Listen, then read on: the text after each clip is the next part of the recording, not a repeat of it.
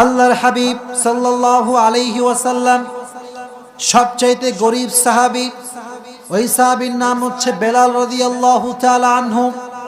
ওই সাহাবীর মতো গরীব সাহাবী আর কেউ নাই। এমন একজন সাহাবী, যেই সাহাবীর পরনে দেওয়ার মতো একটা জামাই আছে, আর কিচ্ছু নাই।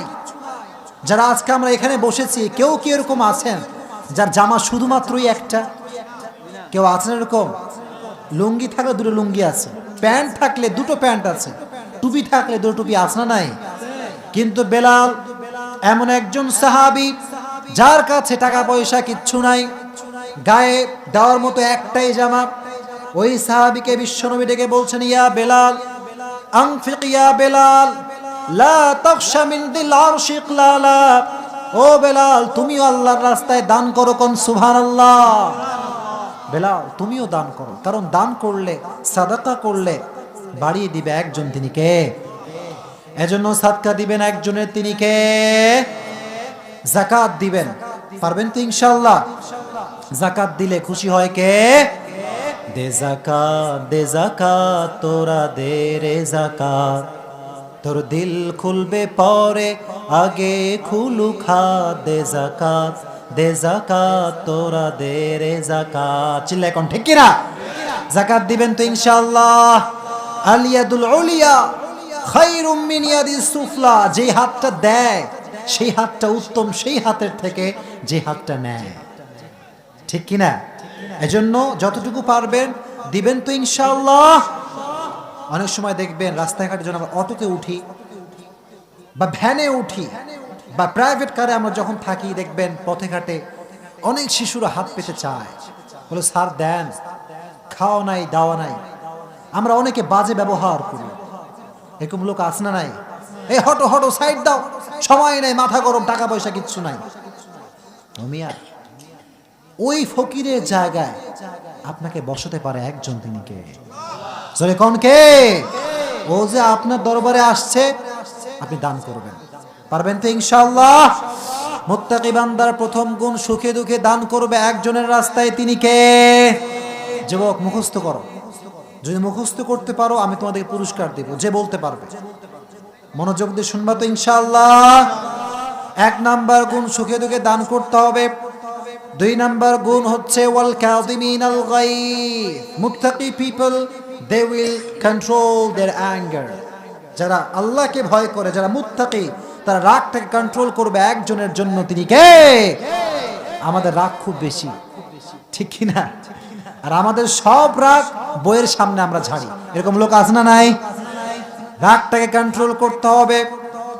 আল্লাহর হাবিব সাল্লাল্লাহু আলাইহি ওয়াসাল্লাম ইসলাম নিয়ে যখন কিছু হতো, আল্লাহর হাবিব সহ্য করতে পারতেন না। কিন্তু আল্লাহর হাবিবকে যখনই কেউ কষ্ট দিয়েছে, বিশ্বনবী কখনো রেগে যান নাই, বিশ্বনবী কখনো রাগেন নাই। একবার বিশ্বনবী রাস্তা দিয়ে হাঁটছিলেন, ওয়া আলাইহি বুরদুন নাজরানি, নাজরান গোত্র থেকে আনা একটা রেশমি সুন্দর একটা চাদর বিশ্বনবীর গলায় ছিল। এটা ছিল এমন একটা চাদর যে ধারালো, উলের দিয়ে তৈরি, একটু ধারালো। তো যখন বিশ্বনবী হাঁটছেন, পেছন থেকে একটা গরীব এসে টান দিয়েছে, এমন একটা টান দিয়েছে বিশ্বনবীর ঘাটটা ছিলে গিয়েছে, চামড়া উঠে গিয়েছে। গরীব টান দিয়েছে, ফকির ভিক্ষা চায়, যখন টান দিছে বিশ্বনবী এত আঘাত পেয়েছে, বিশ্বনবীর চামড়া উঠে গিয়েছে। বিশ্বনবী আলতাফাত ইলাইহি, তার দিকে তাকালেন, ফাদাহিকা, বিশ্বনবী মুচকি হাসলেন। সুবহানাল্লাহ পড়েন। যদি আপনারে কেউ ফকির টান দেয় রাস্তাঘাটে, আপনি কি মুচকি হাসবেন? যখন হাসবেন নাকি বলবেন, তোর একদিন কি আমার একদিন খেলা আজকে দেখাবো আমি, ঠিক কিনা? বিশ্বনবী রেগে যান নাই। তার মানে বিশ্বনবী নিজের উপরে আঘাত আসলে রাগ করেন নাই। ইসলাম নিয়ে কখনো যদি কেউ কটূক্তি করেছে, বিশ্বনবী কখনো সহ্য করতে পারেন। এজন্য ওয়াল কাযিমিনাল গায়জ, রাগকে আস্তে কন্ট্রোল করবেন তো ইনশাআল্লাহ।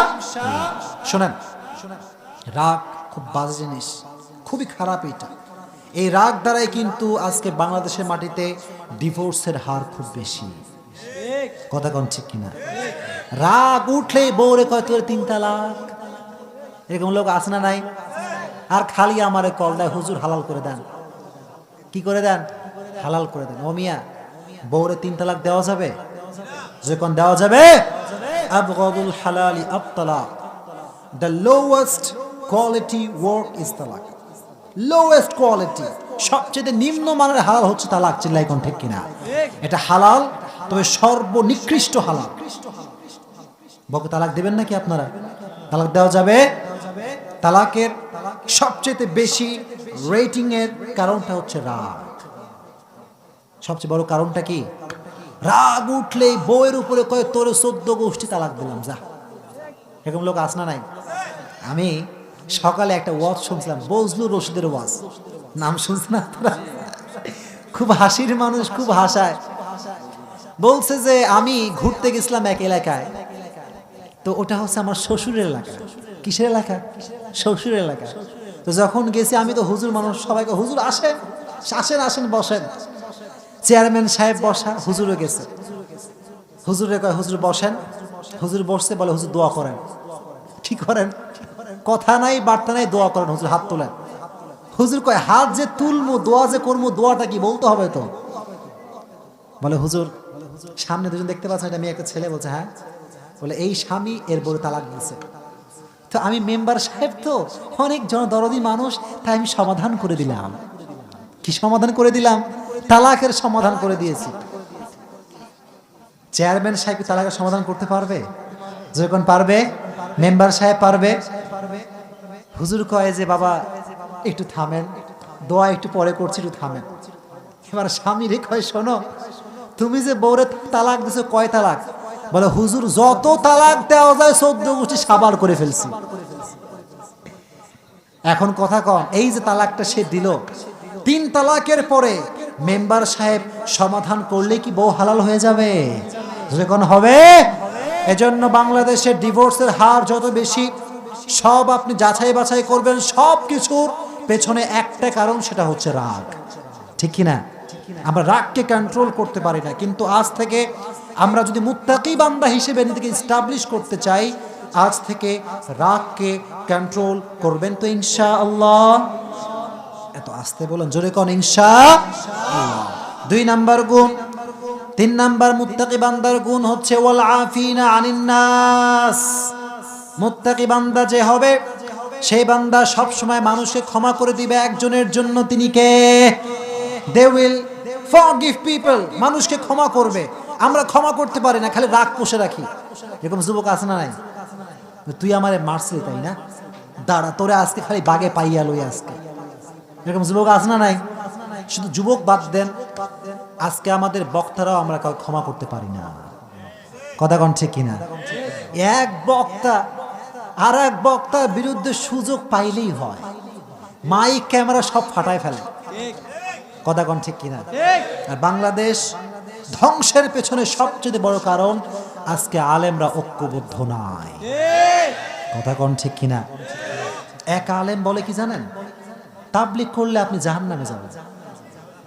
নাউজুবিল্লাহ, আসতে পড়লেন? জোরে কোন নাউজুবিল্লাহ। তাবলীগ করলে কেউ জাহান্নামে যায়?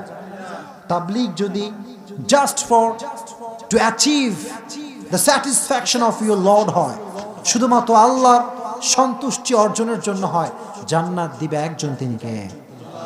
কেউ যদি বলে তাবলীগ করলে জাহান্নামে যাবে আর ডিজে গান শুনলে জান্নাতে যাবে,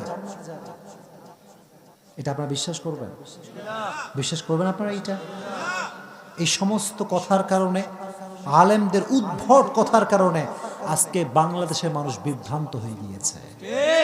কথা কোন ঠিক কিনা? মুরব্বী মানুষ কিচ্ছু বোঝে না, না বুঝে ডান না বুঝে বাম। তারা যদি আপনি কোন তাবলীগ করলে জাহান্নামে যাবেন, ও মুরব্বী যাবে কোথায়? যাবে কোথায় সে? আজকে বাংলাদেশে ইসলাম ধর্ম নিয়ে ব্যবসা চলে, পৃথিবীর কোথাও এই ব্যবসা চলে না। কথা কোন ঠিক কিনা? Control your anger.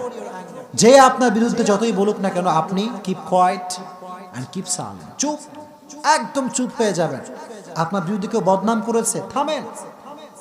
শোনেন, সামনে একটা দেওয়াল আছে, দেওয়ালের পরে 2টা দরজা আছে, একটা জান্নাতের দরজা, আর একটা জান্নাতের, আর একটা কিসের? একটা সমাধান দিয়ে যায় আজকে, শোনেন। যদি আপনি ওই গেটটা পার হয়ে জান্নাতের দরজাতে ঢুকতে পারেন, আল্লাহর কসম, কে আপনাকে গালি দিল, কে আপনাকে কি বলল, দেখার সময় আপনার কাছে নাই। কথা কোন ঠিক কিনা? আবু যর গিফারি রাদিয়াল্লাহু তাআলা আনহুকে একজন গালি দিল, বলে এই পতিতার ছেলে, নাউজুবিল্লাহ পড়েন। কেউ যদি আপনার মাকে গালি দেয়, আপনি সহ্য করতে পারবেন? আবু যর গিফারি বললেন, सामने एक दरवाजा है, एक जन्नत का दरवाजा और एक जहन्नम का दरवाजा। अगर मैं जन्नत में चला गया तो मुझे तेरी बातों से कोई परवाह नहीं। सुभानअल्लाह पढ़ेन। উনি বলেন, এই বাবা গালি দিচ্ছ, দাও, কোনো সমস্যা নাই, সামনে দুইটা দরজা আসছে, জান্নাতের দরজা, জাহান্নামের দরজা। আমি আবু যর গিফারি যে জান্নাতে যায়, তোমার গালি আমি এক পয়সা কোনো পরোয়া করি না। চিল্লায় কোন ঠিক কিনা? এজন্য যেই যায় আপনাকে বলুক না কেন, রাগ দেখানো আজ থেকে যাবে